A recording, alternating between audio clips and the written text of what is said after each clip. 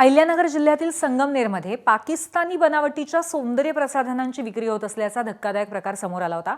अन्न आणि औषध प्रशासनाने शहर पोलिसांच्या मदतीने छापा टाकत सुमारे 14,000 रुपयांचा साठा जप्त केला। संबंधित दुकानदाराच्या विरुद्ध गुन्हा दाखल करण्यात आलाय आणि संगमनेर शहरातील एका दुकानात पाकिस्तानात तयार होणारी गोरी ब्युटी क्रीम आणि गोरी डे अँड नाईट क्रीम विक्रीसाठी उपलब्ध असल्याची माहिती अन्न आणि औषध प्रशासनाला मिळाली होती।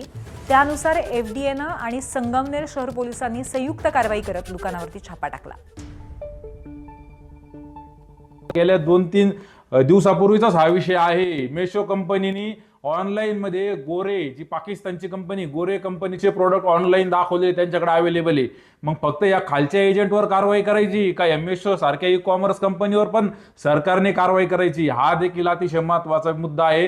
गृह विभागाने याच्याकडे अतिशय संवेदनशीलतेने भारताच्या सुरक्षिततेच्या दृष्टीने सुद्धा पाहणं आवश्यक आहे।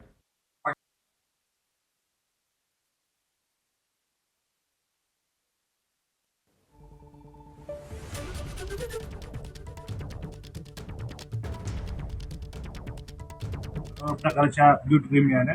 पहिल्या प्रकारामध्ये 14 आणि 2 16, दुसऱ्यामध्ये 6 असे एकूण 22 बाटल्या मिळाल्या। ते 22 बॉक्स आम्ही सॅम्पल सगळे कलेक्ट केले। त्यातले काही सॅम्पल्स मुळे साहेबांनी पुढील तपासणी आम्ही ताब्यात घेऊन गेलेले आहेत आणि त्याच्यामध्ये आरोपी आहे, त्या आरोपीला देखील आपण तपास कामी टाकून घेतलेला आहे आणि त्याकडे पुढील चौकशी करत आहोत। त्यांनी माल कुठून आणला आणि काय केलं।